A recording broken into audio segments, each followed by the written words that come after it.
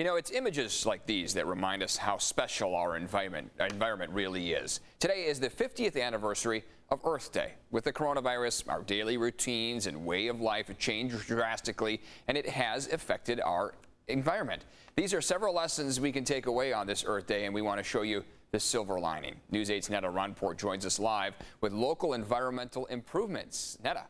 Yeah, on this Earth Day, we thought we'd take a look at the state of our environment right now. Of course, none of us want to be suffering through this COVID-19 pandemic, but certainly the stay-at-home orders are changing the way we go about our daily lives. So we wanted to take a look at the impacts here locally in San Diego. Have our pollution levels gone down? And yes, they sure have. Take a look.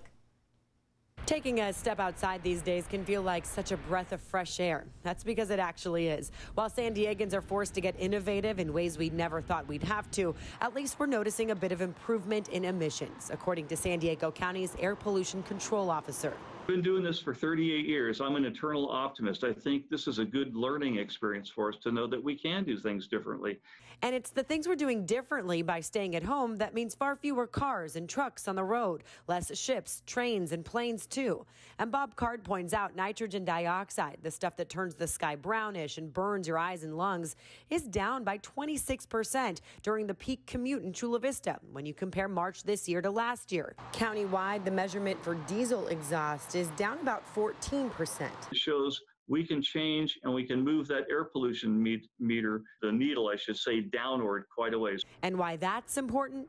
Ozone pollution it's a corrosive gas that actually, if you think about a sunburn on your skin, it can have that same type of effect on the lungs.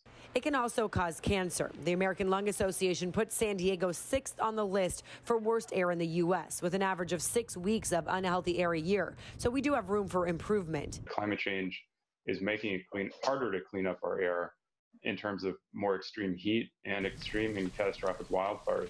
The expert on that, geochemist Ralph Keeling, the son of the late pioneer of climate science, Charles Keeling, who founded the Keeling curve. That's been the measure of CO2 in our atmosphere since the 1950s. Our atmosphere is basically the cumulative waste pile of the Industrial Revolution all the way to present. So to see any clearing of that waste pile, he says, not likely in our lifetime. I think people are waking up to the dangers.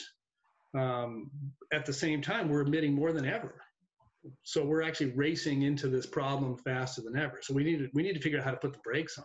So it is a flattening the curve problem. When we're talking about this particular curve, it can also be flattened. For example, our emissions from cars and trucks would need to stay down about 10% for 1 year for a small deviation. And according to the many experts who study our pollution in our atmosphere, it would be well worth it. At some point, I got a view all the way down the coastline, way down past Rosarita to the point down there.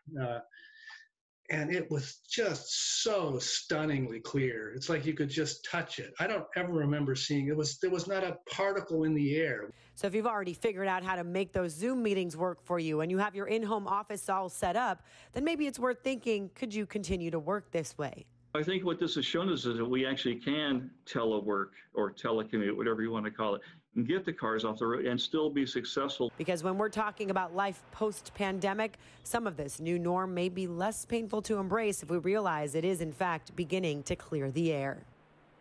You know, and a couple of the experts I spoke with say, you know, this is all giving us a glimpse at what our earth and our air could look like and feel like if we were to go all electric. So it's at least something to strive for right now. Of course, we are definitely dealing with challenging times, but there is that silver lining. At least our pollution, our emissions are down here in the San Diego area.